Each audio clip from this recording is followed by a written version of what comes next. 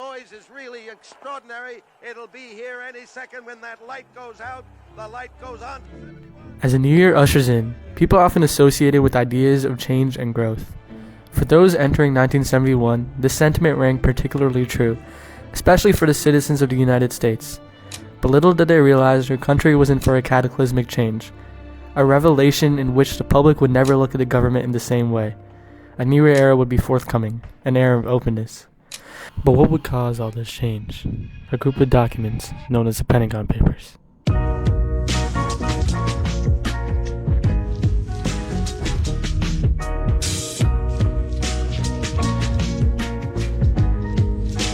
The gravity of the situation was not understood until it hit headlines on June 13, 1971, courtesy of the New York Times, followed by the Washington Post. At the heart of the unfolding story was one man, Daniel Ellsberg, a former analyst at the Department of Defense. His motivations for the release began 2 years prior, 1969, when he started working on a highly classified study known as the United States-Vietnam Relations, an extensive report totaling 7,000 pages. The project was administered by Robert McNamara, the Secretary of Defense at the time.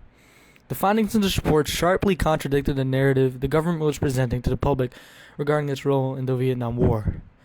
Having referred to the war as unwinnable, Ellsberg felt an overwhelming moral obligation to expose the truth locked away in these documents.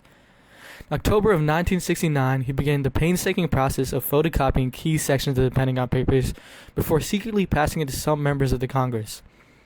Finding none of them bold enough to go public about it, Ellsberg was prepared to risk even more. He set up to leak portions of the report to the New York Times and the Washington Post in 1971, a move that placed him in the eyes of the entire nation.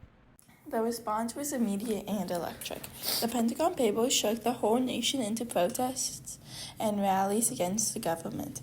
People demonstrated in support of Ellsberg's guts in taking on the administration to demand accountability. He did what he most passionately sought to see done finally. The truth was out before the American people, and with it was a assured path to a change in this country, an everlasting change of rights and responsibilities in the governmental ethics. The publishing rights and duty of the press, and the responsibility of Daniel Ellsberg and the author whistleblowers to follow his path.